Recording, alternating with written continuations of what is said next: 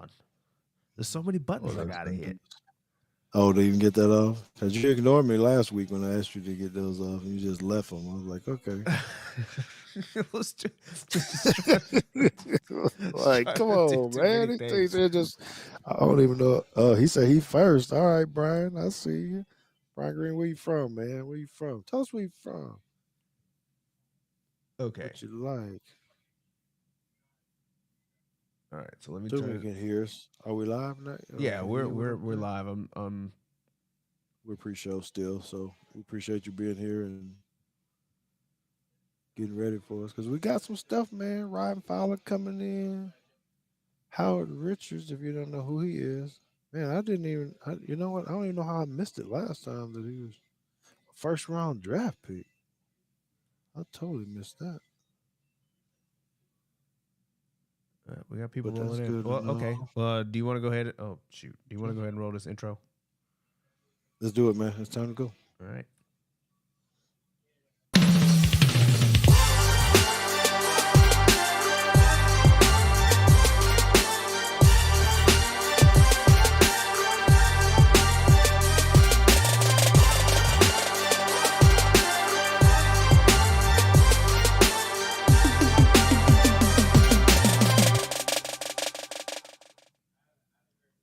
Hey, what's up, good people? I'm glad that you guys are here because we do a little bit of a pre-show from time to time. So if you are listening to the recorded piece, you do need to try to get to YouTube at some point in time so you can see our pretty faces, our handsome faces, and have a good time with us. We do appreciate that you do listen to it while you're in your car or you're in the gym or whatever you're doing. Thank you for doing that too. But you really need to try to get in so you can see our film breakdown too as well. Thank you to everybody who's already in here. Thank you for everyone who subscribes. Thank you to the Bama Network, Bama Standard Network, for all the support that they give us and being able to simulcast at the same time. So make sure you do as the screen says. Go ahead and subscribe to our channel. Hit that bell because we do put out videos throughout the week as well with additional film breakdown stuff. And JT and I are going to hit on some other hot topics, probably individually over this next week because uh, that's just what we do. We like to talk about stuff. And I'm sorry, I'm about to do double duty here. JT, if you could text Ryan, he said he don't have the link. He probably didn't check his email. You probably want to text him if you can, and just tell him to Okay. check his email. So here's what we got lined up today. All right. So from now until about 8:45, we're going to have Ryan Fowler on. Ryan Fowler is the host of the game on Tide 100.9. Bama insider, just does tremendous work. We need to talk to him about Jalen Milroe, state of the team. I want to ask him about Missouri a little bit, right? Afterwards, at 8:45, we're going to bring in Howard Richards, who is a Mizzou analyst, played at Missouri, first round draft pick for the Dallas Cowboys as an offensive tackle. We're going to have him come in and break down some film. So we got a lot of good stuff for you today. Plus this coaching carousel that I know JT wants to talk about. People getting fired already, not much left. What does that mean for the state of football, and how does that look as well? So y'all keep hearing me talk about JT. JT, you ready to put your picture on the screen, or are you Yeah. still working in the No. I'm good. I'm background? good. I know you. I know you can multitask and do different things, but because I can't see what buttons you pushing and all the other kind of stuff you're doing, I I didn't know want to. there's so many buttons on the screen. I need to be able to get back to where I can use the buttons on the board. Now that there's some change some stuff around, but we're managing. We're good. Well, that is why I gave you the new upgraded Rodecaster Pro 2 or whatever it is. Because remember, you gave me the hand me down of this old Rodecaster that's kind of beat up, It and ain't you got even the good beat stuff up. It at didn't the even go house. anywhere. It sat right here on Man, the desk. you didn't even have it in a case or anything for it, man. You just kind I of, did. It didn't have to be in the case. you It know. sits on the desk. That's all it does. It didn't go anywhere. So anyway, oh man, I forgot to see. Now I'm doing bad because I didn't. I've been talking all this time and I forgot to turn the doggone speakers up so people could hear what I'm saying. Um, but anyway, okay. Thank you, everybody, for all the comments that you're making. Keep those things coming in, and we'll try to get to you.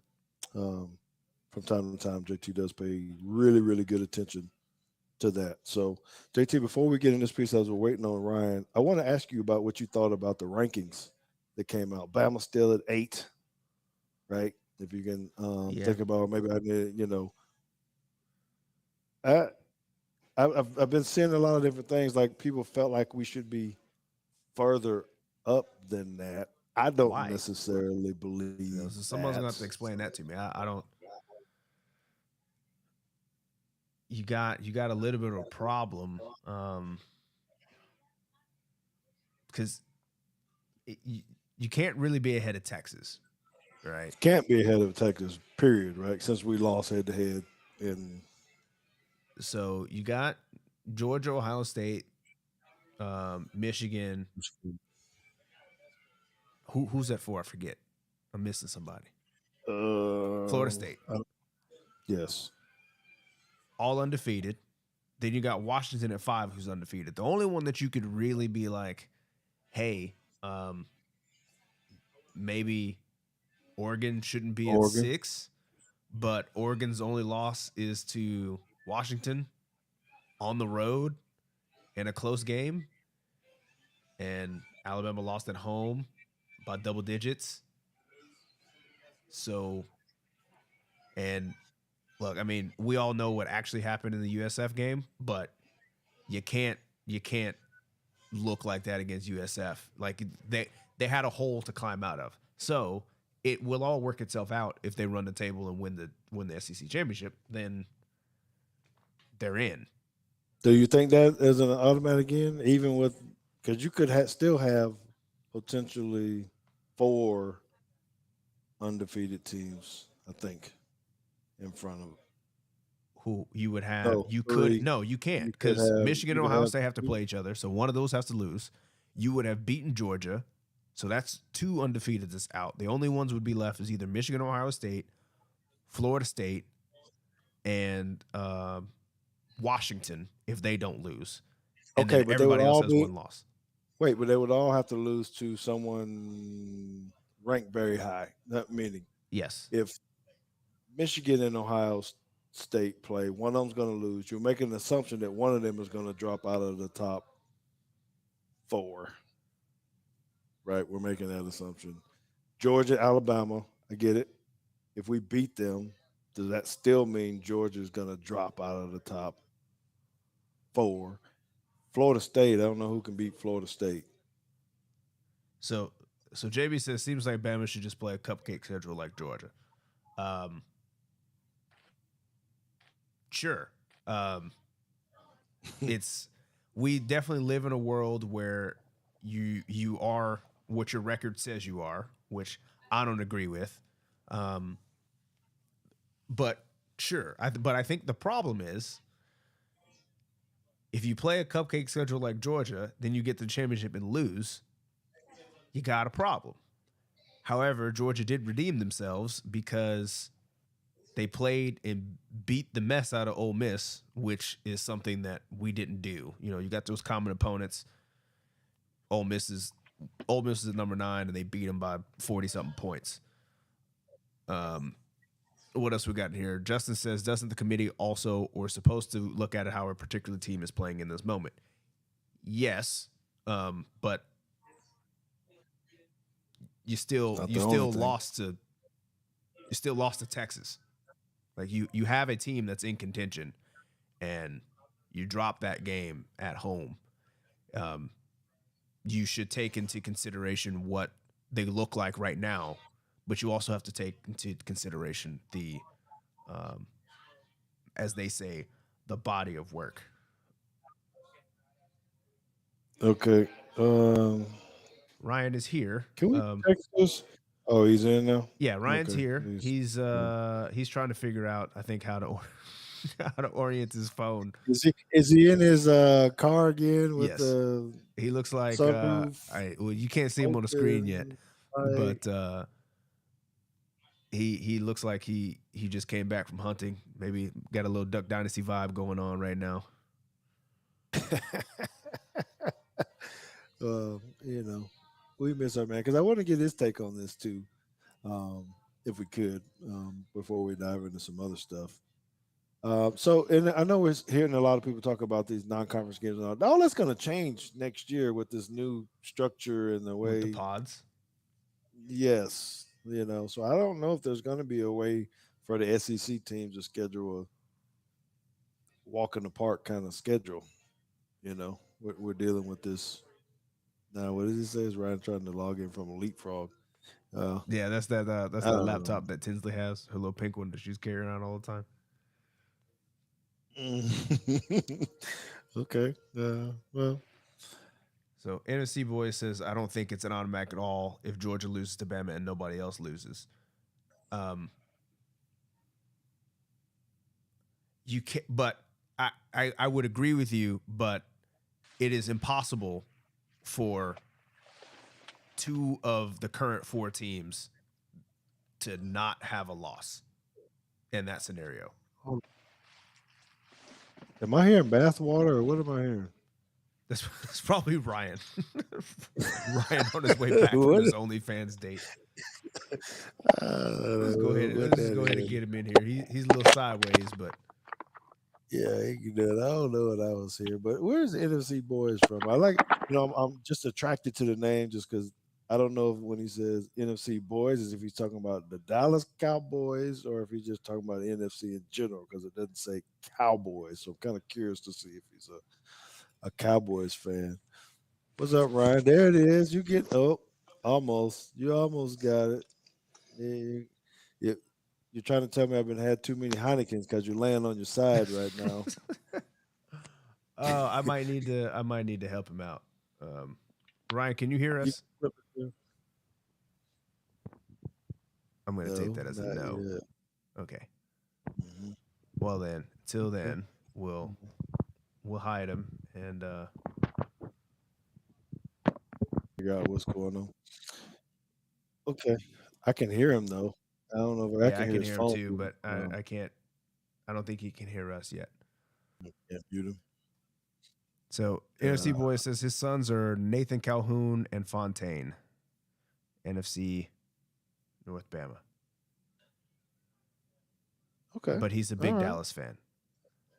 Mattress Matt Well, wants to call in. Mattress Matt, you should get a hold of us. Maybe we can do that one day. I did have a call in show a long time ago. That was before the Bama Standard invited us to be on their channel. I was hosting call ins by myself.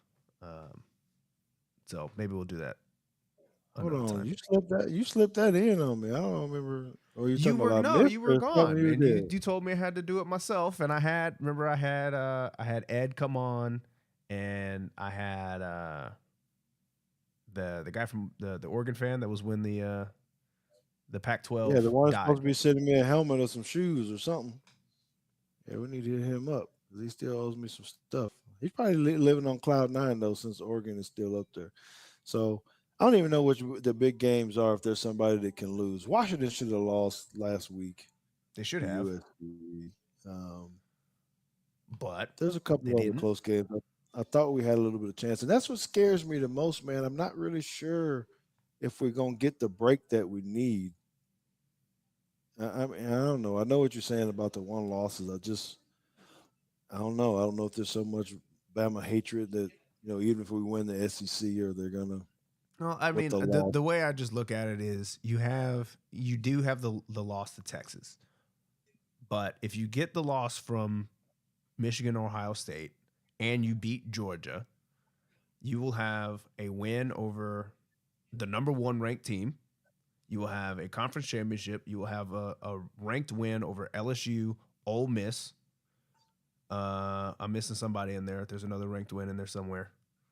I got it, but hold on. You're making really good points, but I just want to let's talk about who the other three would potentially be. Maybe that work Tennessee. because we're Thank you, saying Justin.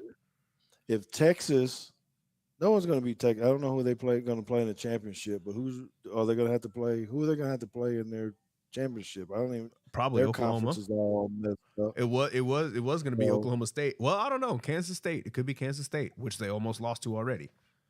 so let's just say they win the conference, and we already said they're ahead of us. So they're going to be one notch ahead of us still, so they could potentially be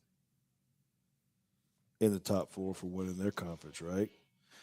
We're already saying it's going to be Michigan or Ohio State as one of them, correct? And then Florida State. Who would they even play in their championship? No one's Sure. going to beat them, right? Well, I don't know. As Brian Green said, they still have Louisville. They might have to play Clemson again. Clemson's playing a whole lot better. Um, I don't know what the ACC rankings are right now. Okay, maybe they could lose, but Washington could lose. I don't know who they have. They probably got Oregon State and Matt has a good mm, point. The metrics have always been that head-to-head matchups are only used to decide two equivalent resumes. Bama winning the SEC championship, the resume trumps Texas, so the head-to-head is not a factor. Well, I think that's only true if Texas doesn't win the Big 12. yes, because if they win the Big 12, that's a pretty good exclamation point. But I don't know. We only got 2 weeks left, and we're doing all this talking about it. Main thing is we still got to beat Auburn. I'm Yeah. not thinking we're going to lose, but you're going into Jordan Hare and yeah, Oregon State for he's talking about Oregon State for Washington. I'm assuming NFC boys, but we still got to handle our business. Oh, Ryan Fowler Uh, is texting us. oh, Oh, sorry, man. Did he give up? What did he say? He's in. no, he's coming back. We're gonna drive home and stop sitting in the deer lease, trying to be on Teague Steak, and I don't know, man. We gotta ask him about that stuff. Trails for y'all says y'all need to get this live schedule figured out so I can support y'all and Steven live. Well, we're live every Wednesday, 8:15 Central. So um, I don't know to tell you on that one. That one's Yeah, Steven. He's talking about Stephen M. Or is he doing his? Oh, Bama Standard. Steven does a show today. His oh, I'm show. not sure. Brian Green says I don't think the Big 12 and the SEC is equal. Well, unfortunately, your feelings don't matter in this one. Sorry, buddy. Yeah, you got to get on the committee somehow. Well, that probably won't let you on the committee. They probably figure out if you're biased or not before then. I wonder how do you get on a selection committee? I wonder if I could be like a get. Do they have Well, so hold celebrity on. So guests I want to again? want to address this. Matt it says so a Big 12 win against Oklahoma State trumps the Georgia SEC championship. What you're failing to forget is that they beat the SEC champion. They have a win over the current winner of the conference. That's really all I got to go in and say. Yeah, we won our conference and we beat the best in their conference. So you still have that same still have the same problem. The easiest thing to do would have been, hey, don't lose to Texas at home. Yeah, it'll be easy. Ryan, can you hear us now? Sound like I hear moving around. Or is that you? No, Or we got what am I Ryan hearing? and Howard in here. All right. Look at you. That was Howard, wasn't it? Hey, a win is a win. Okay. Well, yes, we can hear you. Thank you for being prompt Who can you hear? and early. You can I hear. can hear. Oh, you can't hear him. I can hear Howard. Oh, I'm okay. talking to Howard. Ryan is here. Let me bring Ryan in. Okay, he's here. Um, can you hear Ryan? Because I cannot hear him. Nope, I can't hear Ryan. I cannot either. That's, I see him. See See him him loud and talking. clear. I guess he can't hear us either because he probably stopped talking if he knew that we couldn't actually. Yeah, Yeah. yeah, I know. Who put Uh, Ghost Cyclones up there? John John? Davis. Okay. No, we don't. All right. Yeah, just sit tight, Howard, for a minute. I'm not sure if I don't know if the people can hear you or not. I know I can. JT might not have you going into Yeah. the feed yet. I mean, I get what you're Right. saying, Matt. I get what you're saying, but the at the end of the day, if they don't lose, you can only play who's on the schedule. So if he's on. poor performance. If poor performance means 9 straight W's, like we're in a little bit of trouble then. Hmm. Okay, I'm sorry. I'm texting back with Ryan to see if he's on mute or Yeah. anything. I want to know why we can't. Nope. Jamie can't hear him either. Uh, yeah, so that's probably on him. Nah, and he can't hear us. So Hey, I'm just saying you can't lose at home. I understand Oklahoma has 3 losses, but you can't let a team come in here and beat you by 2 touchdowns. It'd be different if it was an overtime loss, but it wasn't. They handled us. yeah, and no, we didn't play well, but they're not gonna say, well, Milroe wasn't playing well, or whatever, right? That's not their job to necessarily do that. And I hadn't seen the whole matrix of all the things that they look at, but strength of schedule, you always hear about that stuff. Strength of uh, what is it? Opponent or Mhm. not But opponent? remember, at the top, I said if Alabama wins the rest of their games and beats Georgia, they're in. Yeah, you did say that. I don't know if that's all the way true or not. I still think we're getting some help, even if we win all the way out. But maybe not. I don't know. You just never know. You're putting it in other people's hands. Someone's going to sit there on the select committee, and maybe they learned their lesson with TCU last year anyway, and it don't make that mistake again. Yeah. Um, I don't know. I mean, we're playing very well. Alabama's playing very extremely well as we keep showing every single week. They're getting better and better. Um, but I don't know. Sitting at number 8 with, I guess we got 3 weeks to go. So I don't know. That's why you play football and why you play the games, right? That's why we play. Because now we got those Missouri. What are the Missouri? What are they? Tigers or what's a what's a Mizzou? What's a Mizzou? Well, let's see if you I can know, do this. yeah, the We'll just Fighting go ahead and bring Tigers. Howard in. It's about his time to go anyway. He's here looking good. Ooh, What's look up, at her! fellas? Hey man, how are you, man? Thanks. I'm doing We great, man. got Ryan on the screen too. I don't know if we can ever get his mic to work, so we're gonna wave at him and say hello. Hey, Ryan. Yeah. Yeah, I'll try to work on his microphone, but Okay, so we're not really ready for the but we'll take your input on this. We're not really ready to go to the piece because you're sitting close too. So I like to hear.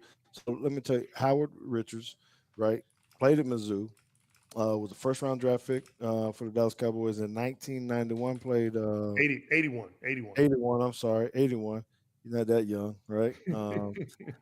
Uh, he if you haven't seen the show, the JT really did with them. I was on it, but not really because I was having serious issues over here with my computer or whatever.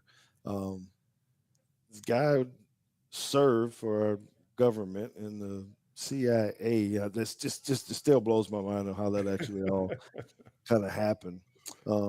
Right, but he's a first round draft pick, 26 pick. He was a captain, All American as a tackle, and so we want to talk to him and get some of this film breakdown in a moment. But I want to get his input on his rankings because a lot of people are diving in on this, particularly because Mizzou is now jumped up to number 9. So you're probably thinking of it the same way we're thinking. Like, okay, so what are you thinking about this Bama, Georgia, and maybe even Mizzou now in these final rankings? Well, let's just start with Bama. If I'm a firm believer that if you play Bama, excuse me, Georgia in the SEC championship, which they will, of course, if they don't lose any more games, and you play Georgia and you beat them, well, why wouldn't you be in there? That's just what I believe. If you're playing the best team and you beat the best team in the championship, to me, you deserve a shot to be there. Look at your schedule. Um, I think the strength of schedule probably qualifies. Um, so I just believe you do. I just it's just what I believe. Uh, Mizzou, on the other hand, uh, lost to LSU, a game which it could have won. Lost to Georgia, a game which it could have won. Also, probably played Georgia as better than Well as anybody. anybody this year and last year, Mhm. the same way. Um, so I don't think Missouri's really got an argument. We're just looking at winning the next two and getting into a New Year's Six bowl, uh, which would put us at, you finish the season with 2 wins, 10 wins, best seasons since 2013, 2014, years 2 and 3 in the SEC. When Mizzou actually played in the SEC championship. Um, so we've come a long way. Especially in the last several years, but becoming relevant again this season has been tremendous for this program. Eli Drinkwitz is recruiting well. This team is playing very well, and who knows, man? But this is why I've always advocated for an expanded playoff, because Yeah. for this very reason, you got teams on the outside of the top four that you may not be playing your best at the beginning of the season, but you're every week you're getting better and better and better. By the time the season is over, man, you're right there. I think that's the best um, would be the best format to give the top 12 teams a chance to showcase themselves. And then So I since think you you have a brought hey, legit. Yeah, go ahead. since you brought that up, will 12 be enough? I mean, you're still going to have that 13th and 14th team that's going to be like, oh, well, if we go ahead and expand it to 16, then we get these other ones that are hanging on because we're all got 7-2, 7-3, Yeah, whatever. yeah. Well, I think you probably two losses is probably enough. I don't know. You're talking about three losses, maybe, depending on who you lose to and how you lose. It's never going to satisfy everyone. But now, if you're talking about expanded beyond 12 teams, now you're looking, how long is the college season going to be? And you certainly don't want it to extend any further than it is into college basketball, the second semester. I think that's a bit much. You got to stop at some place.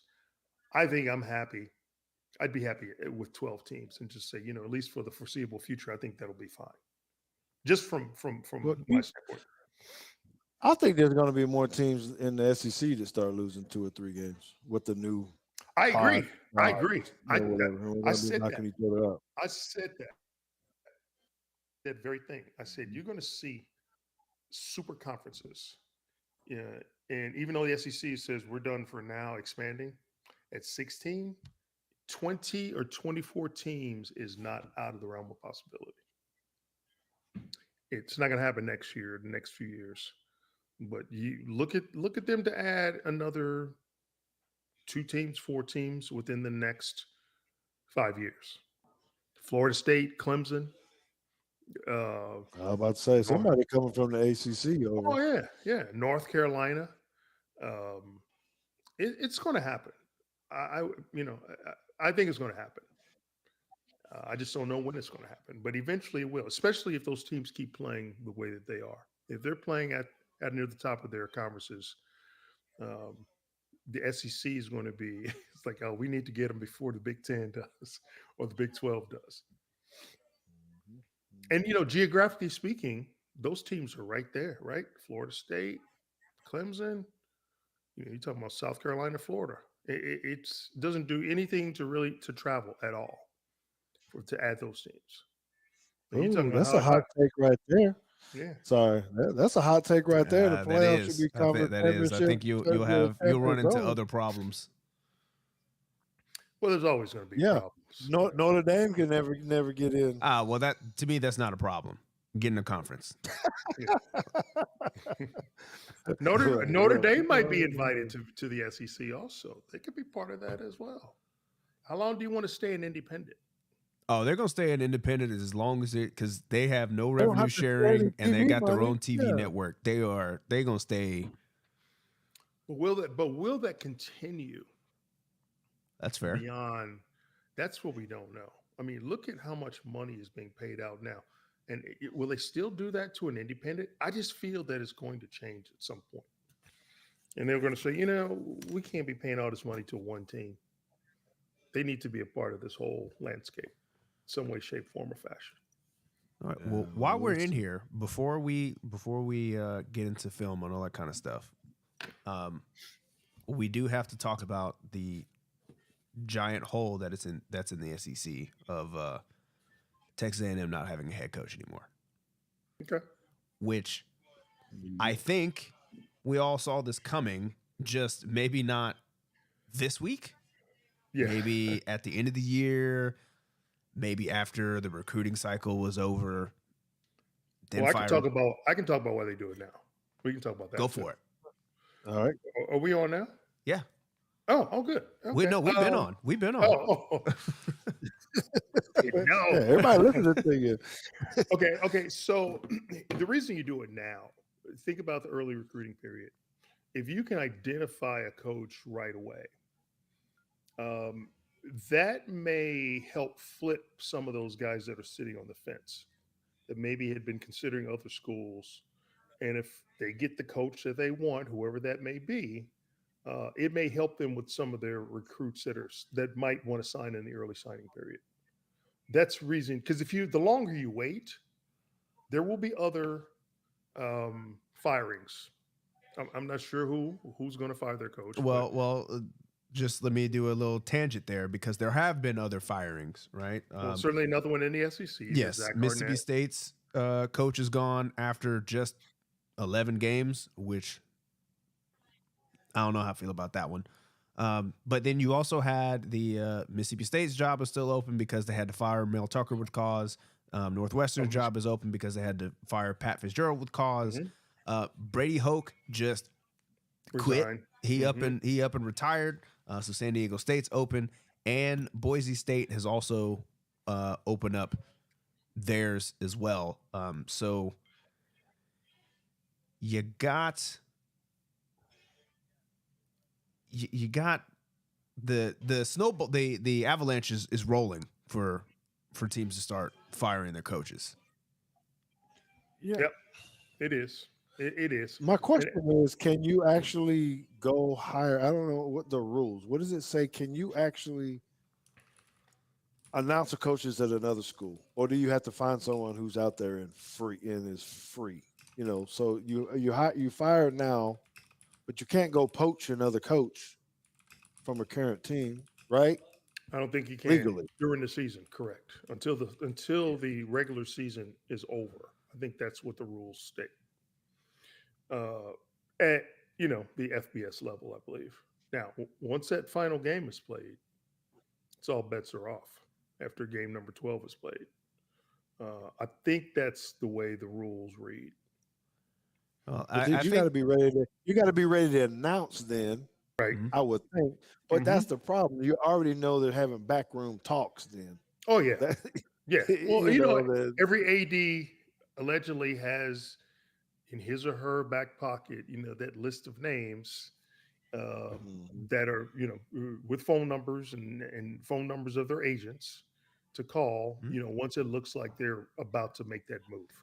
Yeah. So you would imagine those conversations, especially with the agents, have probably taken place or are taking place right now. So I do think that Texas A&M handled it probably in the best way possible.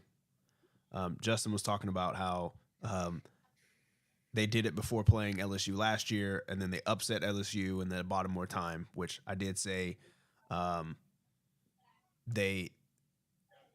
Jimbo sold them hope, and hope will keep you around for a long time. But I think that they handled this way better than LSU handled the firing of Les Miles. It was Les Miles. Orgeron or Les Miles? Les Miles, because they leaked it that he was going to be fired right? And then they won that last game of the season. Everybody got all sentimental, and the coaches carried them off the field, and the fans had a change of heart because it was Coach Miles' last game. So then they decided, all right, we're gonna let him stick around because everybody likes him. And then 2 games into the season, the following season, they fired him early in the season instead of just sticking to their guns. So I think that's why you saw, even though Jimbo had just hung 50 on Mississippi State, both coaches that were in that game got fired the following day anyway. But the other thing is, I think this is going to be this is going to have a ripple effect across many programs, and I think there's a lot of people that don't realize that the opening at Texas A&M may actually affect their school. I think Alabama's not one of them, but you know, Southern Miss could be one, not because they'll lose a head coach, but they might lose a coordinator or a position coach that you thought was up and coming. And that guy comes in and says, "Hey, actually, I want 3 guys on your staff. Sorry, you're gonna have to go figure out something else." So I really do think that this opening is a big deal for the college landscape as a whole. Man, yeah, I agree, and I know we could go on this, and I do want to have a hot take on this because I got a lot of takes. And being out here in Texas, there's so much talk about it. That's the one that I wanted to hit that JT just put on the screen. Think Dabo's going to Texas A&M. That's very, very, very interesting. Nope, I don't think so. To me, just because of all the chatter that's going on with Dabo. I don't know if it'll happen, but I think that puts him a step closer to Alabama. Honestly, if he actually came into the SEC and was able to create some damage, that would be interesting. Okay, Dabo's but philosophy we need to just goes against what Texas A&M is explain. trying to do. That's true. That's true. He's got to change anyway. That's my boy. He got to He change. He's does. gonna have to get in the portal if he's gonna compete. But anyway, because we got to get to this film session, we got to be conscious of Howard's time too, because we got a couple plays that we need to get to. So um, I need to say thank you to everybody for listening to this part of the show before we actually get into the film work. JT knows how to do all this part right here. I don't even practice on this part because JT knows exactly what to say and what to do. Now, So I want before you do that, I'm surprised we didn't talk about potential coaching candidates for A&M. Oh, let's hear it. we're out of time. Oh, all right, Oh, fine. see, Well, okay, it's We got time. 8:55. We can come back with. okay. Well, Fowler's gonna come on after we do the film for a second since we missed him. So let's get to the let's get to it. Okay. However you gonna make that work, I got you. All right. All right. So Well, recorded folks, we're about to start film. You already heard it. We're over time. I'm being bullied into going into film. So if you're listening to this on your podcast, in your car, on your phone, stop what you're doing. Make sure you get on to YouTube live.teaguesteak.com and come check out the film we're doing. We also drop film every Friday and Monday ish. So check those videos out too. On Monday, we actually showed a little bit of a playbook, broke down a defensive play. I really liked it. Apparently, the YouTube algorithm didn't, so I don't know. We have different tastes. That's fine. All right, so we're gonna close out the show on the recorded podcast, and we're gonna continue on YouTube. See you later. All right. and we're back. Yeah, just like that. And we're back. So we're still live. Okay, so this part of the show, we want to be able to talk about a couple plays. We need to get some good insight here. You know what? So Howard, one of the things we do, we try to we show good, bad, ugly, right? We try to keep it real. We try to coach, tell people exactly what it is. We always show Alabama film because we're Alabama centric. You know that, but we like to have the expert opinions on technique, schemes, with you playing on the offensive line. Me and JT sit here as defensive backs, running backs, wide receivers, all the skill positions we like for people to look and kind of tell us exactly what's happening on the line, for sure. But get takes on other part too. So I don't want you to hold back anything. I need you don't worry about hurting anybody's feelings or something. We want real honest opinion on how does someone get better or why was it so good, you know, from that take as well. Okay. Okay. So we picked a couple plays. The first play, let me remind myself what it was. I forgot already. Well, apparently, I think it was. apparently I don't either. Oh no, where is It it? is a pass play trips. Oh, here we go. Yeah, that one. Okay, so it's a pass play. It is trips. So this is the um. It's Kentucky. Did he score on this one? Yeah, it was yes, Yes, it was this is the against one Kentucky to game. I was Amari just Knight trying to remember. Black, I believe. Yeah, this is no. I thought it was Prentice on a touchdown on the over. Well, let's watch and Yes. find out. Okay. Yeah. Let it run, but I'm pretty sure this is the deal. So there's two pieces that we're going to look at. What happens up front, and then the Yes. second piece is the um, route combination, which I thought was interesting. So the piece that I want to hit on because we've hit how we've kind of hit Proctor, our left tackle, a whole lot, Hmm. good and bad. You know, we haven't talked about the right tackle just as much, but I kind of want to get your feel on this because when you're doing pass block, I know you got to kick slide and keep your shoulder square, and you got to punch, and you got to do all this stuff. Can you talk to us about, particularly our left tackle at this point? What Yeah. do you see? Sure. Okay. So if you go back to the ball when you snap there, right? Okay. When the ball is snapped, it looks like he may have gotten a little bit of a late start. Okay. Just a little bit of a late Mm, start. His head is kind of looking inside out.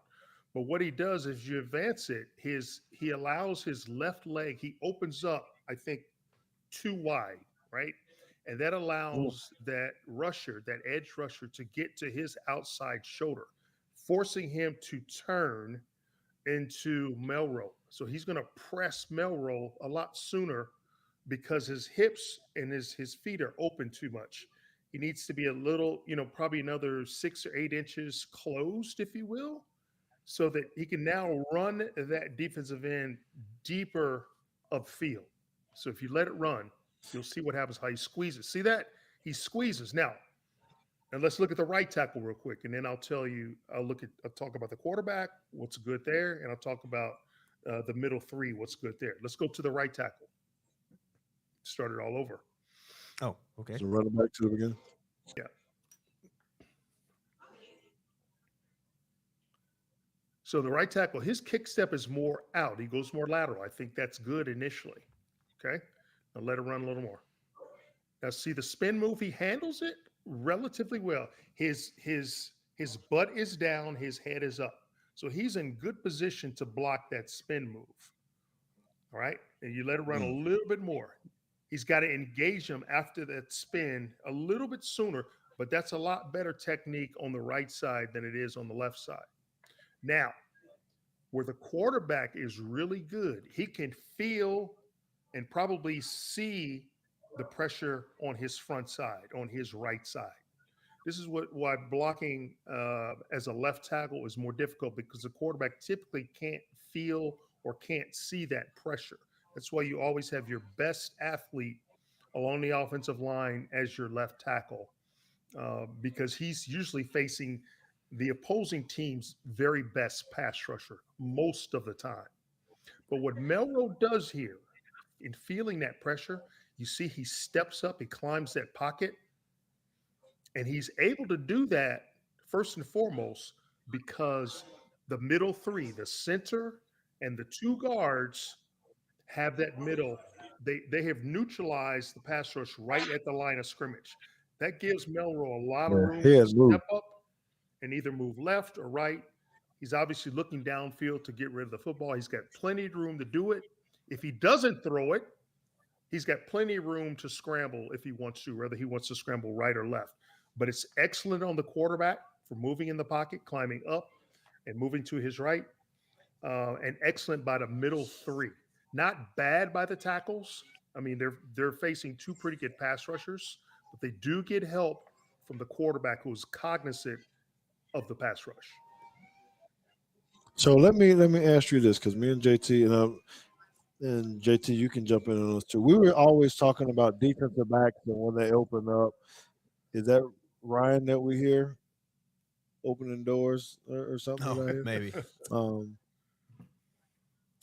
they you can't hear him so on the stream. when we're talking about talking about one of the tackle, the left tackle, when you were talking about how he opens up, we call that opening the gate. Like he, it's not the word you use, but it like he But it's a good turned his analogy. left foot too much. He So is opens that that like, gate too wide.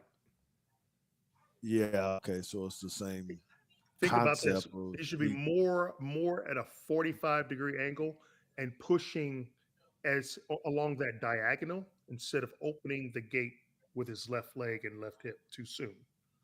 He's got to be stronger with got his it. outside leg. How much of the leverage how much does that lead you into getting those straight arms when you turn that way where someone's just trying to bull you back? Is that like They defensive kind of ends licking their chops when they see you open up like that? They're like, "Oh man, I got him." you Well, know. what Um, you're going to see, he's more susceptible to the move that's being done right now, which is the rip or also the arm under. This, he's using his left arm. He's coming under the left tackle's outside armpit. And what he's doing, he's getting him turned. Once you get underneath that armpit and come up, you rip up, you're able to turn that player um, more to open up his gate, if you will. So that's an so and from a excellent defensive, move. Excellent move by the defensive end to do that. so that would be. I'm thinking they too can tell me that sounds like when you get that. That's when we're on defense. We're now running the hoop. We're trying to stay tight and low. We're ripping and we're trying to get that. In this case, his right arm around hmm to try to get to the quarterback. Is that? Are you hearing Exactly. the same Yep. thing, JT? Yeah. Now, Okay. Um, a similar move that he could do would be the swim move.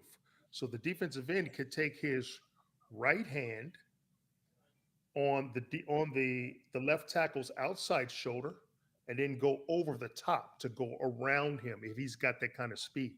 So try both to are stack him. very effective moves if you've got a guy that opens a gate like that on a frequent basis.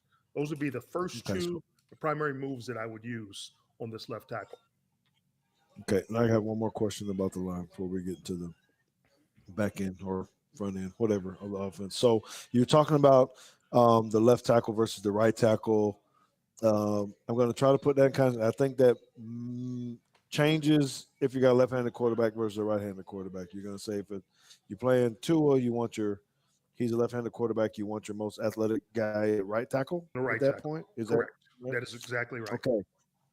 So my question is, I know for defensive backs, let me put it this way, sometimes it's a lot different to play in the left corner than it is a right corner. You think it should be symmetrical, but it isn't for whatever reason. I don't know if you agree with that or not, but some people are better at left, right.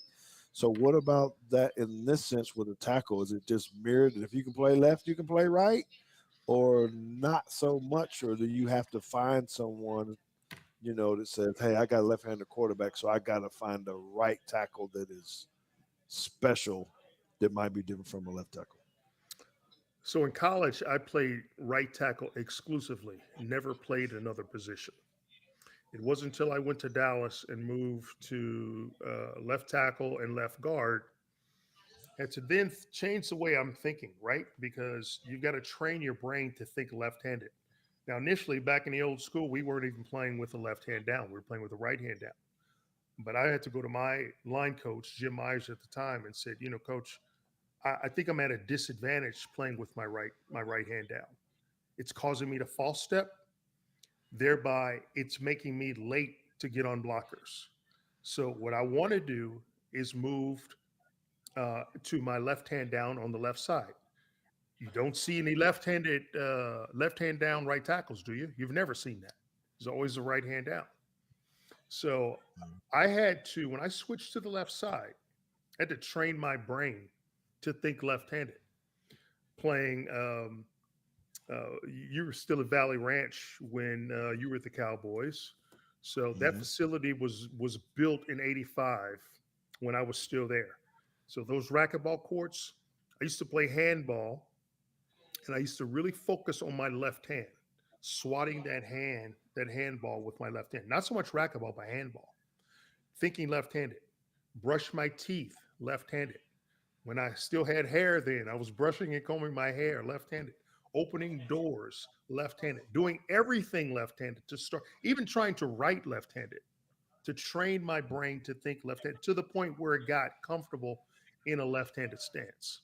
And I worked on that all in the off season and as much as possible before practice, after practice, doing everything reverse. And eventually it became normal for me, but it's a hard switch to go when you're right hand dominant to the left side. So if you got a left handed guy, it's easy. But to go from right to left, if you've not played there, it's going to take a long time, a longer time to adjust to playing with your left hand down. Wow, that's good stuff. That's good stuff. I do appreciate that. Sure thing. Okay, so JT, pull you in a little bit on this. So the route concept. You start running trips. You get three to one side. Now this is 5 out, so they send out everybody, right? But I really want to focus on this top side because typically when you think trips to one side, you're thinking the route combination is going to be with those three guys typically to that side. Not all of them, but anyway, in general, right? In this case, all three of them end up down here to the right. What is that? Another creative play, just trying to outmatch someone? Have you been seeing more of that? In your defensive coordinator days, that people are flooding away from the trips. I don't know. Talk to me a little bit. For me, no. Um, we don't typically see all the routes coming back to the backside, at least in high school, because um, we don't have everybody don't have these type of athletes, right? So it takes a long time for that Are you route to trying to say develop. we're not fast enough to run a under route from the guy on the bottom of the numbers at the top to get all the way down here to the bottom Absolutely, I tell before a I sack? tell our corners all the time because they'll say, "Well, why don't we just chase that dude?" I said because if we got bigger problems, if he can make it from the top of the numbers to on one side of the field to the top of the numbers to the other side of the field, and we ain't got to the quarterback yet, it don't matter. Um, but when you're playing, D1 college football, it does matter. You got you'll have time. You got quarterbacks that can step up and do this kind of stuff. Um, so no, we usually don't see this. We'll try to get one. This is a air raid kind of concept here. Granado loves to run this where he'll run it's Y cross, right? And you're just running somebody all the way across the field. And it does mess with you, especially since I think Prentice, in this case, is the number 2 receiver on this side. So I think Yeah, he he ends up on the deep third. oh actually no, he's number 3. Uh, He's he's this number guy. three. So they run a drag with number one. The number two kind of runs a, I'm going to say dig.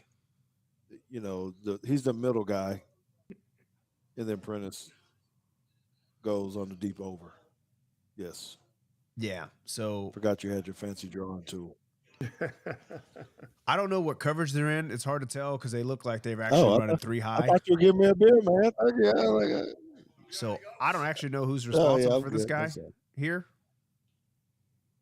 I So don't I, know what I they're can't playing. I can't necessarily break down what they're doing over here because I don't know what this guy's doing, to be honest. Um, but I whatever think he's he has supposed the to be deep doing, third. they're not doing because they kind of just let Prentice. Well, he takes off to go like he's playing over the top, but see, our number one at the bottom ends up running like a comeback or a deep out. Mm-hmm. Let me ask you So I guys think he this: occupies that guy.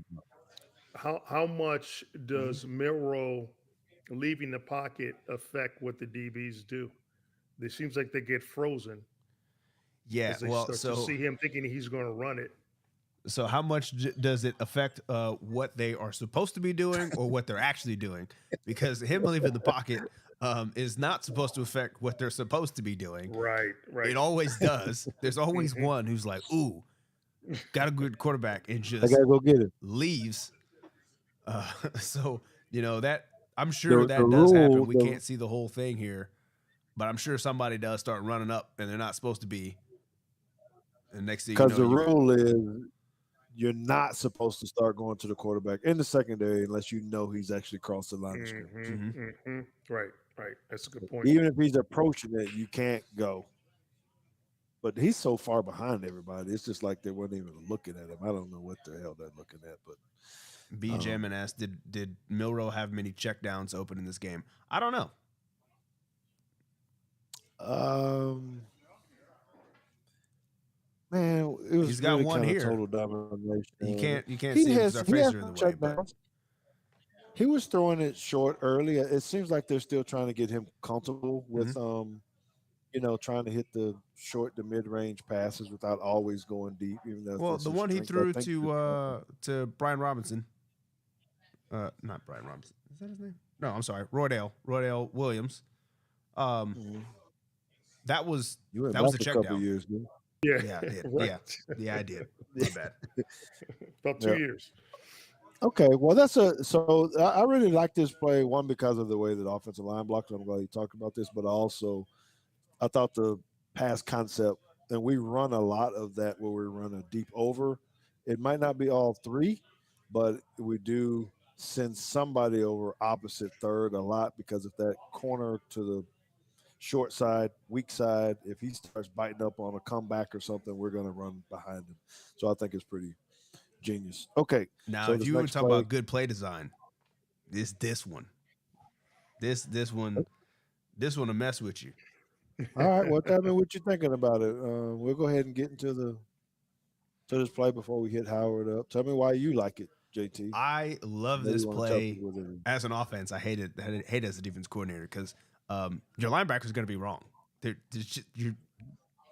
just going to be wrong because they're going to show toss action, but not only are they going to show toss action, they're actually going to pull the guard over here and show Yep. this action. Meanwhile, you're just gonna have a tight end that's kind of sneaking up like this. So all your life as a linebacker, you're like, hey, key your guard. You got to key the guards, right? And when one of those pulls, you have to start scraping over the top, and you're getting this action. We're thinking we got to go fill right now. I got you, but the tight end came from the other side. Oh You're yeah, this guy 100% right right here. that you do need to make sure the tight end came from the other side. So go ahead and well, I'm glad you highlighted the linebacker because it seems like we've hit that thing, right? Didn't you put a big old sign up last time said read your keys, and when your guard pulls, you're Yes, supposed to stay behind him, and you got run action. It's yes. fast flow. You got to go. Read your keys. Now this looks a bit more like a shell that I'm used to. So if this is quarters, we're looking at this, and I don't know what that guy's doing. So I got to look and see what he's doing because I would say he's probably responsible for the tight end or this guy. These two can go help with the run, but bottom All line their is eyes, they got too many eyes in the backfield.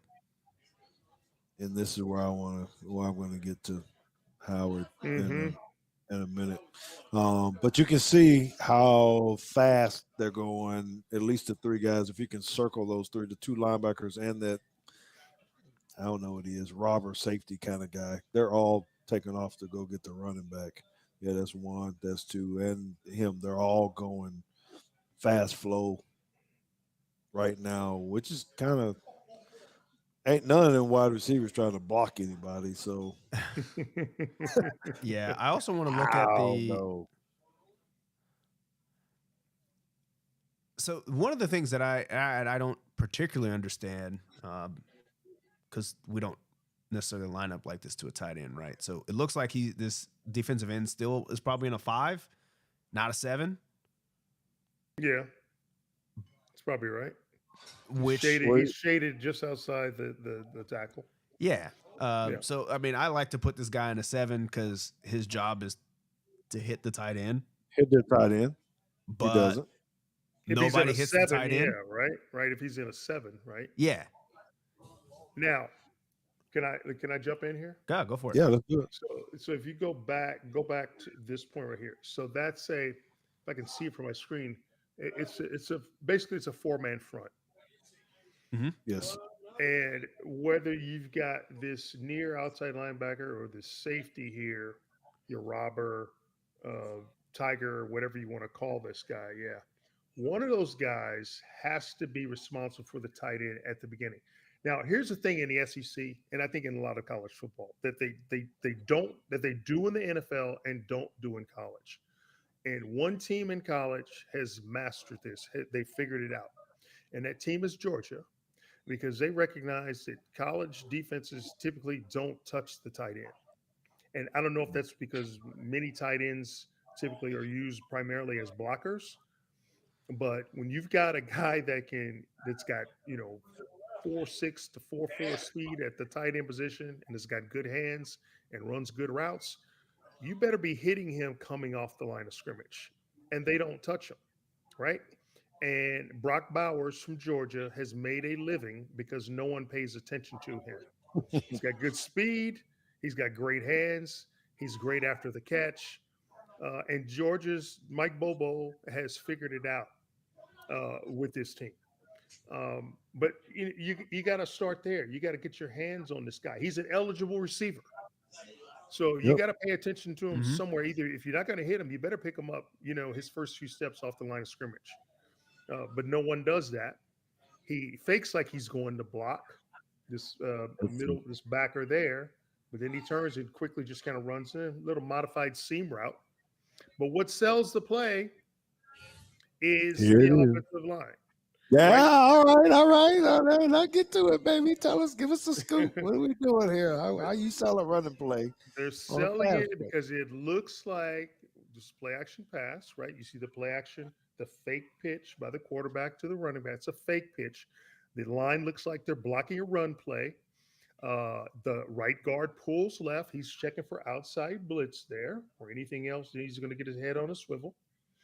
Um, but if you're selling it, if you can sell that run for 2 seconds or longer and not go downfield, you're going to freeze those linebackers and the safeties, right? You're going to freeze the guys on the back end. They're going to hold in place. And that gives all those receivers that are flying downfield an extra advantage. In this case, the tight end, because no one touches him, as soon as he goes past that second level, it's all over because there's no one else responsible for him. He's wide open. And I mean, it's a wrap. He's just going to make a big play, if not score. But it Okay, starts so up front, selling the run with play action or fire passes, whatever the case may be. Now, the only thing that could even make this play look more like a run play would be what? Quarterback under center. So it's a little more difficult from spread, but Mhm. that toss action yeah, makes it look more realistic. It's a good play turning back. design. That's right. Okay, so I want to go into that just a little bit more. I'm going to play not devil's advocate a little bit because like right where it is right now. We're talking about selling the run. Typically, you're trying to move the line of scrimmage, Mm-hmm. right? So, what is it that you're kind of taught when? I mean, if you run an inside zone, I don't know what action this would really kind of be, but I'm just thinking of any kind of running play. When those guys are kind of hunkering down, they're firing off, they're going forward, they're selling it. I'm with you on that. But it's not, if I'm the linebacker, I'm kind of looking at this and I think I'm kind of smelling a rat a little bit. Maybe. I don't know. So I kind of want you to talk about that. How do you really work on that to say, man, if it's a downhill run, you're coming off a little bit different than a right tackle is at the top, I would think. Yeah, Maybe. yeah. And I was just going to make that point. It's not a bad sell, but it could be better. And the right guard pulling left, he needs to come a little farther He needs to come almost like he's going to try to either kick out or hook the guy on the end of the line of scrimmage. See how he just stops? Yeah. That should be a dead giveaway that this is pass and not run. If you're looking at him, whoever is keyed on that guard pulling, they should see that. He's got to should sell a little bit more. The right guard should sell it more, whether he's going to kick back and block back, or if he's going to help with the center, he's got to make it look like a combo block. So Okay. it's not the best job of selling play action, but it's working because all you can tell it's working because all you got to do is look at what it's done to the defense. That's right. That's right. No, I think it's a heck of a play in doing that. I know how hard it is on the lineman because you hear it too often. And what is it that you say? So give the last little piece on this, I guess, is what do they say in the huddle to kind of remind you that it's a play action pass? Hey, don't go downfield. Are you just supposed to know it? Is someone saying, hey, don't go downfield, don't go downfield? Are they saying PA? What goes on in the huddle to make sure you don't go downfield on the pass? It's usually the way the play is numbered. It's either you call it either the fire pass or it starts with a particular number. So in that series that if he begins with that number, it is a play action pass. It's not a run, but it's going to be a play action pass. So there's an Okay. indicator from the way the play is called. All right, then that's great. So my last little piece to that is, what about, and it has nothing to do with this play. What about the RPOs when people get caught downfield because the No, quarterback is they there? just Really running the those. That's a quarterback's run play. fault, or what are you doing? The quarterback just has to know get the ball out super fast if you decide to throw it, or From no. from throwing it or running it with the option of throwing it. Yeah, a run With pass the option. option. Okay, Yes. so true RPO. Mhm. Um, your linemen have to understand. And I'm not sure because there were no RPOs in the NFL when I was back in '81, right? No one was running that. And if they were, it would typically start with uh, fire pass action. In that series, it's going to be a play action pass. It's not a full out run. So you got to give your quarterback time. You got to hold your blocks a little bit longer, but you're selling run. Now, from the quarterback option, I think he probably knows he's not going to hand it off to the first guy, right?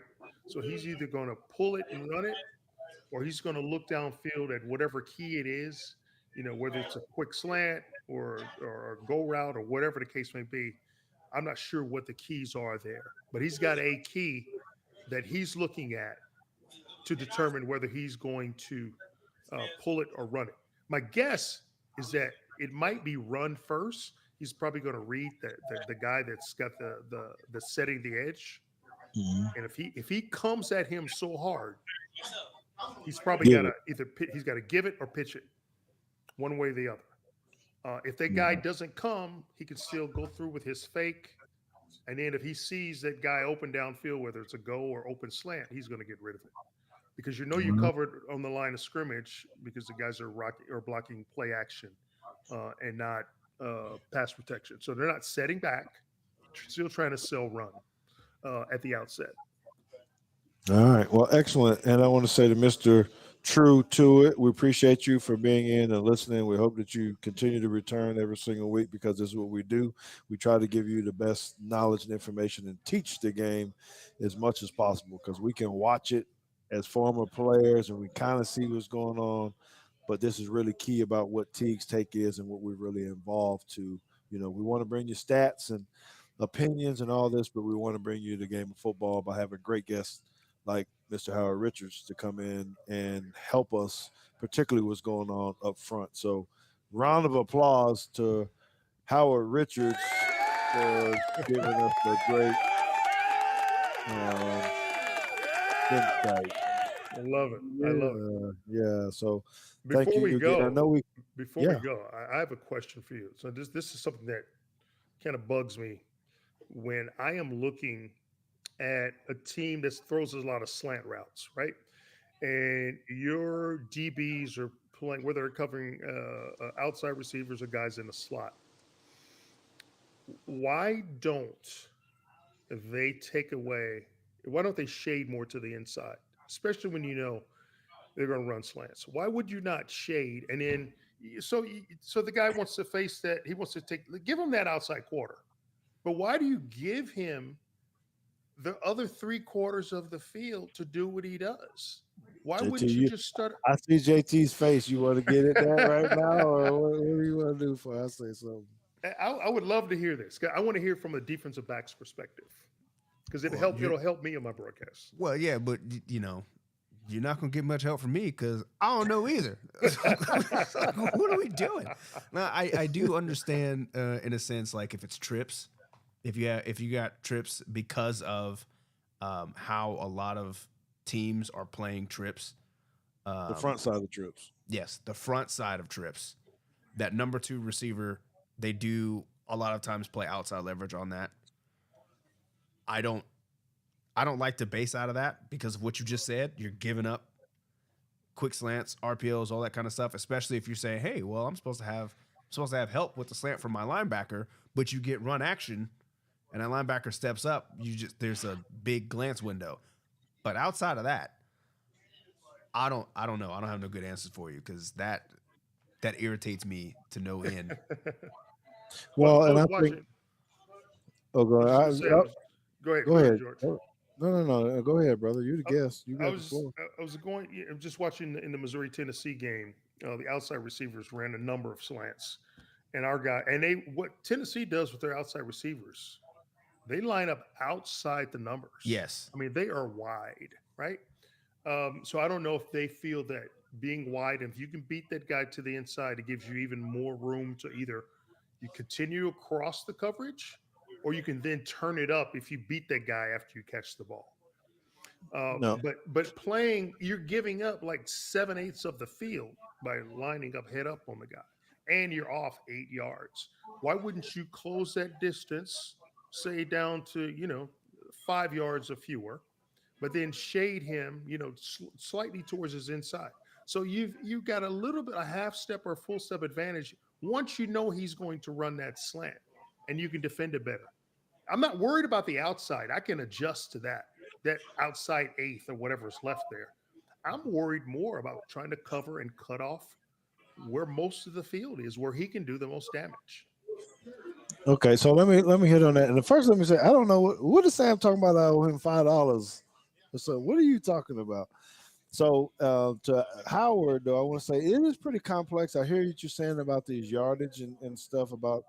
First of all, 5 yards being away. If you're in man, so you Yeah, got to think about where your lineman is. 5 yards off a wide receiver, man to man, particularly in Division One football, is like no.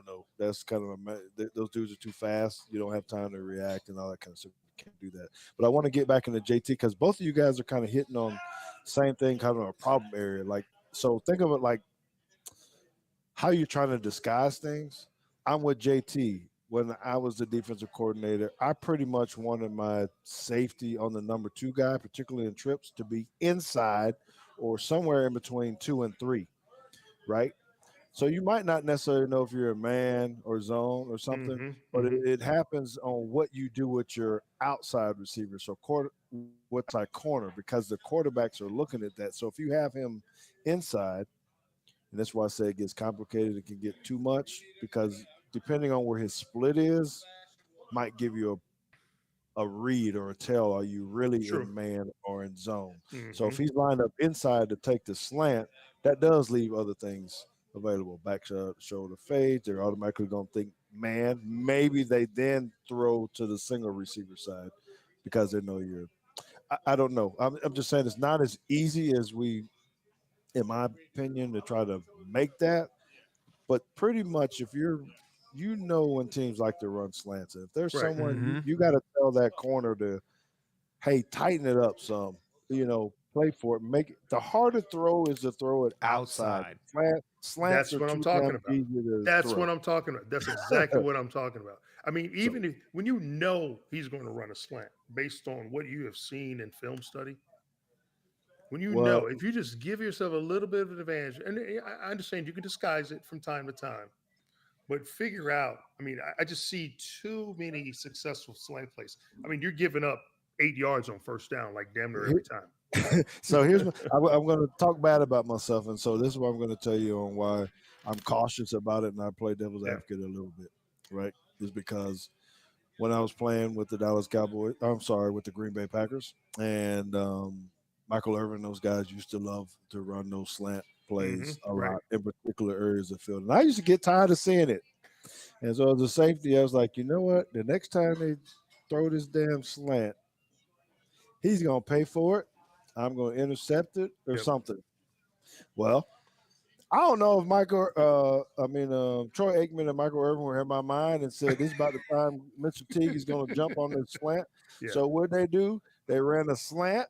And to go. I broke and go happened, touchdown a little bit later. So I slowed down on the damn slant for the rest of the game. So it ain't that easy. Sometimes you say, hey man, you're kind of worried about that. So Yeah. anyway, okay, Howard, we thank you for your time. We got one more question if you can. There's a question there. I see it about head against Yes, Alabama head Legend Jr. Yes, I guess that was in 1975. 78. 78. Not 75. I was still in high school. I was kicking ass in high school then. 78 for sure. In fact, we played Bama. Bear was still coaching. Nice. We were playing. They had Barry Krause. They had EJ. They had. I'm trying to think who was the quarterback. Was it Rutledge?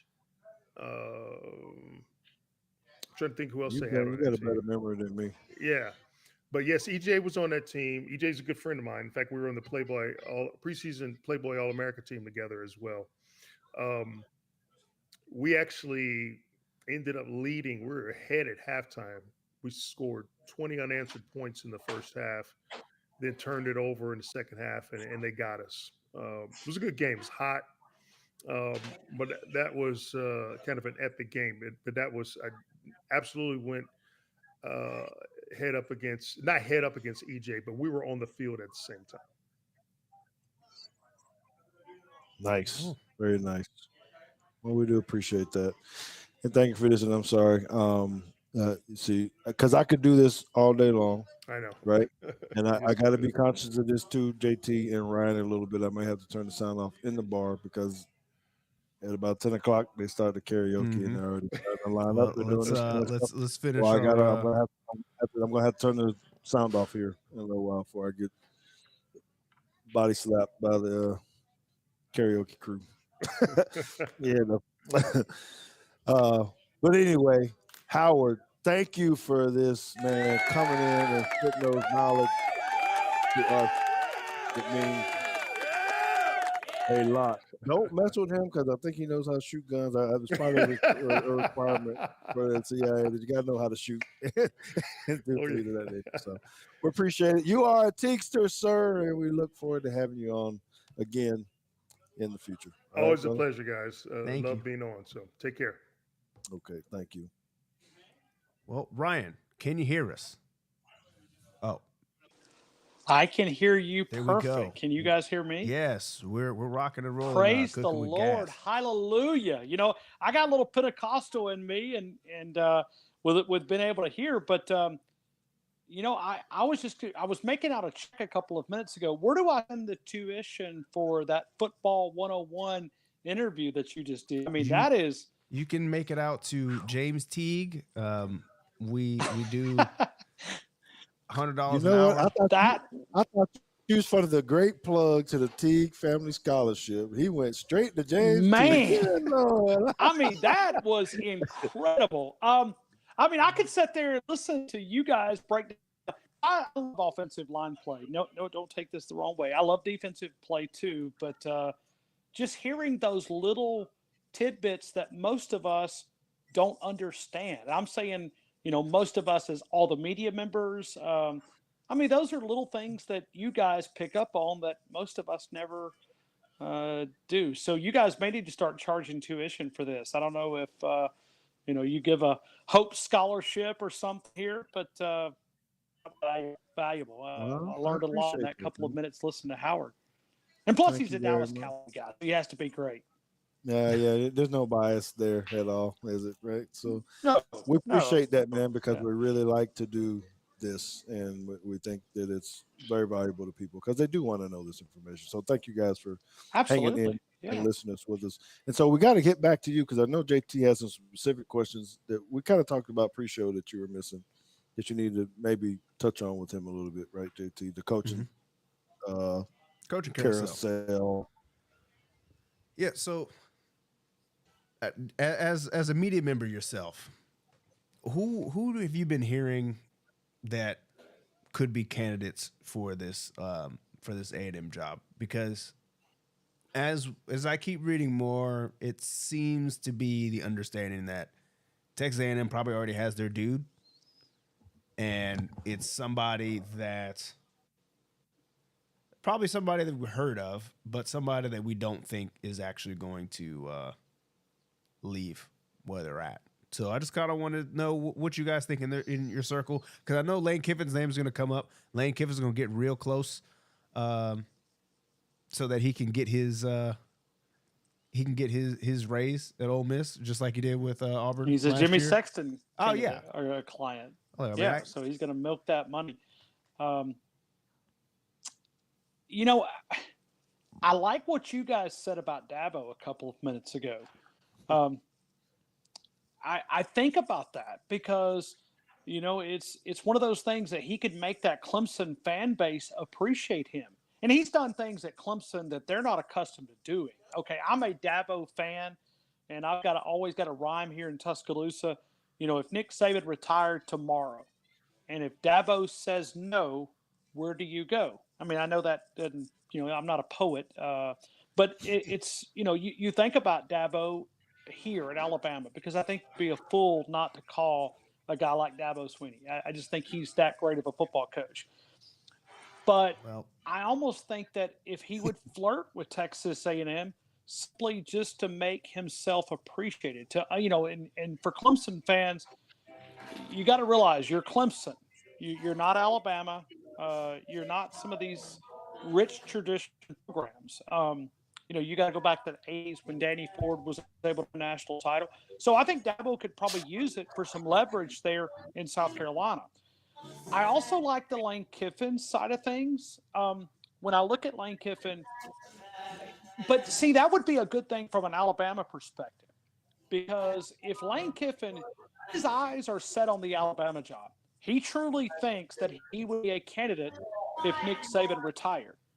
And by Lane Kiffin looking, because they both share the same agent, that would tell me that he is getting no feelers that Nick Saban is even close to retiring. And I try to tell people all the time. I go all over the country doing interviews.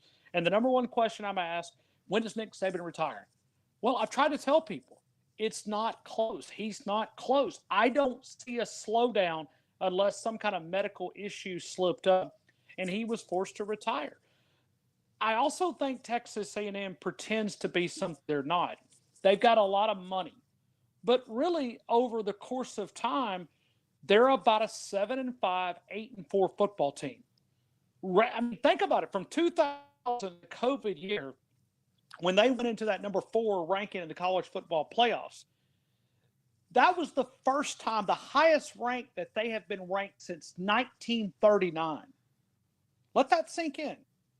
So that was an outlier.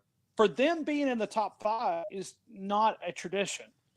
And I think Texas coming into the SEC forced their hand. I'm not a big believer in Jimbo Fisher, but I'm also not really a big believer in Texas A&M because there's just something missing about that program that just cannot get back on track. So when I look at Jimbo Fisher, you know, he gave you about what Texas A&M has been able to do over the last, you know, 75, 80 years. I mean, it's who they are. So I would, you know, sometimes it gets you in trouble when you try to do something that you're not really supposed to be. And so I like the Lane Kiffin talk. I like the Dabo talk. But to make sense, they need to go hire a coach. Go hire the guy at Tulane. Go hire the guy at University of Texas, San Antonio. But see, that's not enough flash for them. They need to try to keep Yeah, I mean, it's just, it would be a blue collar, hard work ethic guy. But surely Ross McJordan has got to have somebody in his back pocket. He can't just go out here and fire Jimbo if he doesn't have a better option.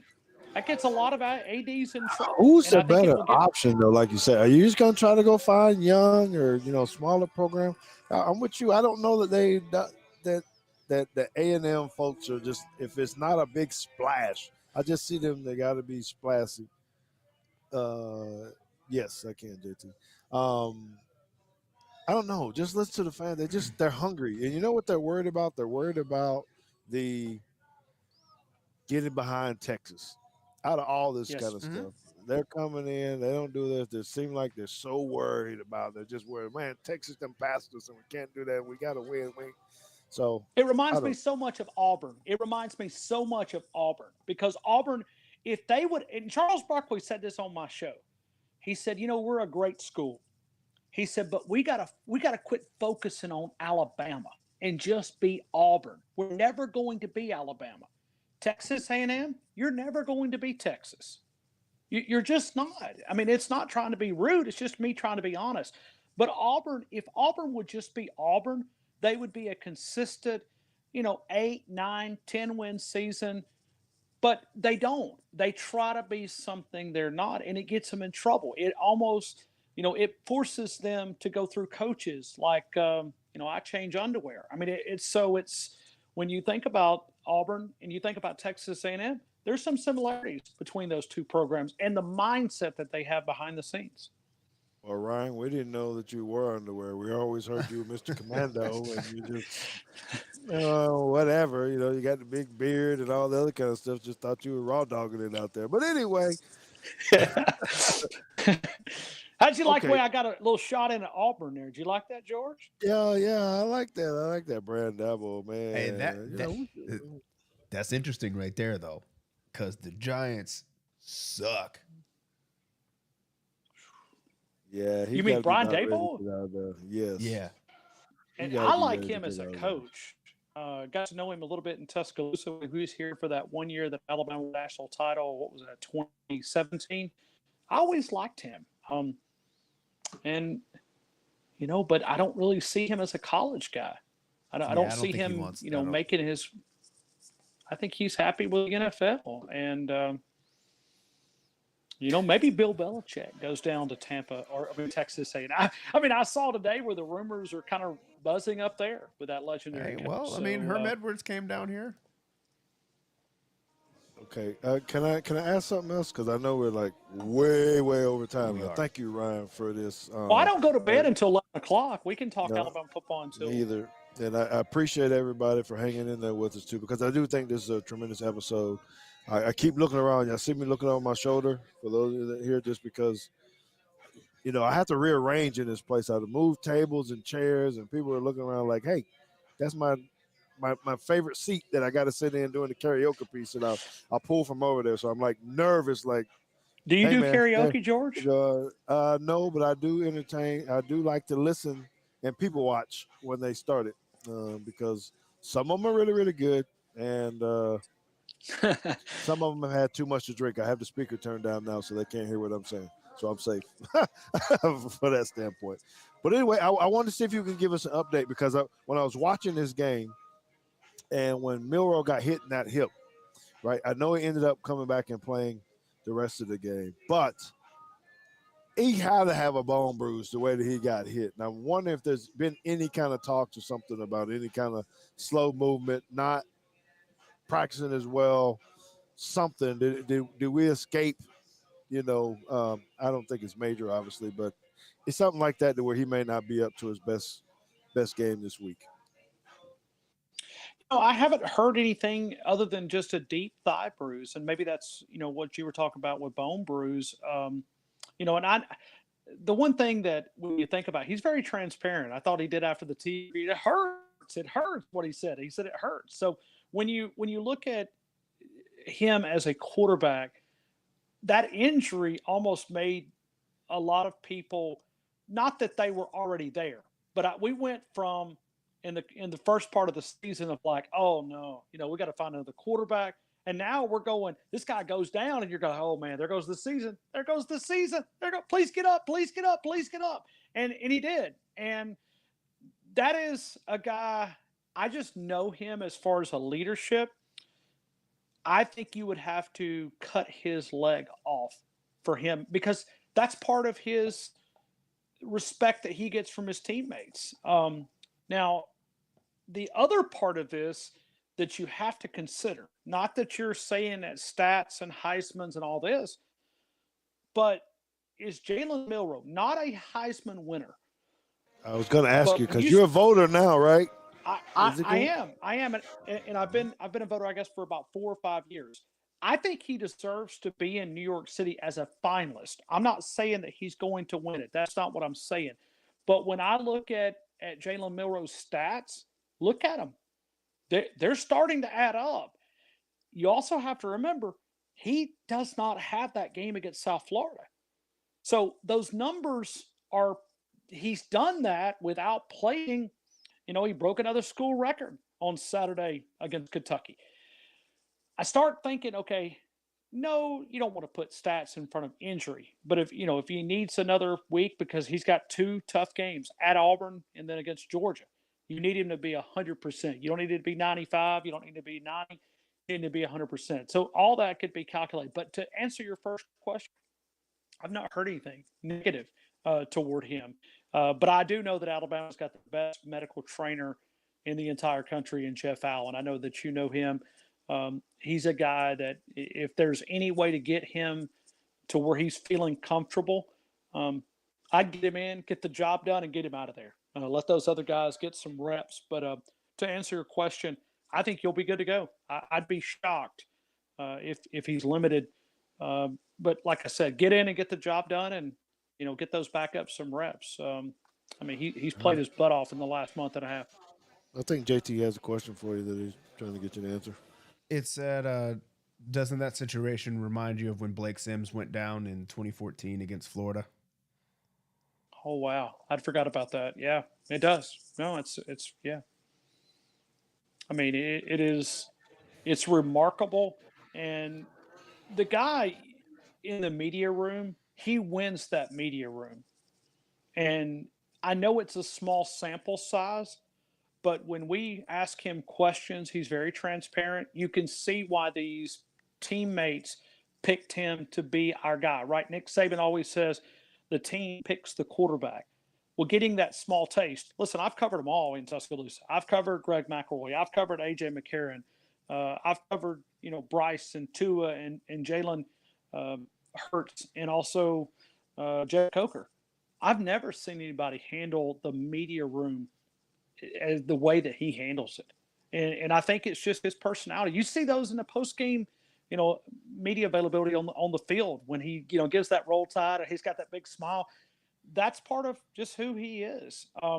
And that's a big sales pitch. He's a guy that, will probably be cashing a lot of NIL checks, in the coming months because, he's a guy that you could put your brand and say, hey, I want this guy to endorse my brand. And he's going to have that personality and, that charismatic kind of attitude that he's going to be pushing. So it's, it's refreshing to be able to see those. And this team has really got some of those guys. I'm not just saying Milroe, but guys like Kool-Aid and Terrion Arnold and some other guys. I mean, I'm not going to leave everybody out, but it's this team. I truly think that when Nick Saban says, I like the attitude of this team, I think he's being honest with us.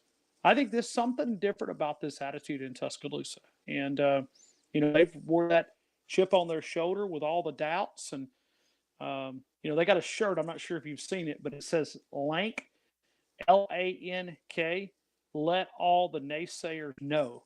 And, I mean, they've literally taken the doubt. And, this college football playoff talk, they've kind of just used it and said, hey, we're gonna prove them all wrong. And where do I get that shirt from? I need to get one of those. And you'll have to talk to Jalen Milroe. I saw him today wearing it. Yeah. Matter of fact, he was on the Heisman podcast. Is where I saw him at. Oh, nice. Wearing the shirt.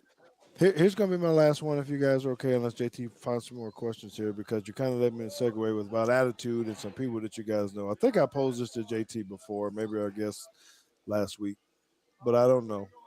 So there's this guy with an attitude. His name is Terrell Owens.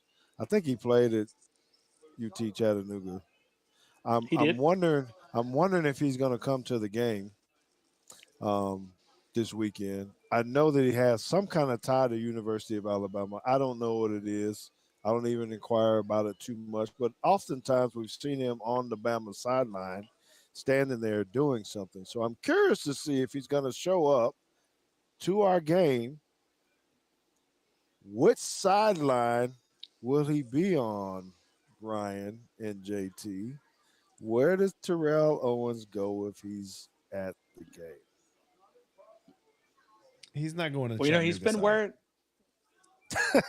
Well, he's not going to That's a. Chattanooga side. So is he really an Alabama guy, or is he just because he is from the state? He's from Alexander City, I think, is where it is. Yeah. Did he go So to high school there? I don't know where he went to high he school. did. I don't He know did. where that. Yeah, he did. Yeah, he Okay. did. So Alexander City. So he grew up an Alabama fan, and I think he said that they didn't offer him, and he had to go to UCC. Um, but I think a lot of the connections there was wide receivers. I know he was very close with. I think it started with Amari Cooper, and I think there was some Devontae Smith, and then I think maybe Jerry Judy. So he trained with those guys in the offseason here, helping some of these wide receivers out.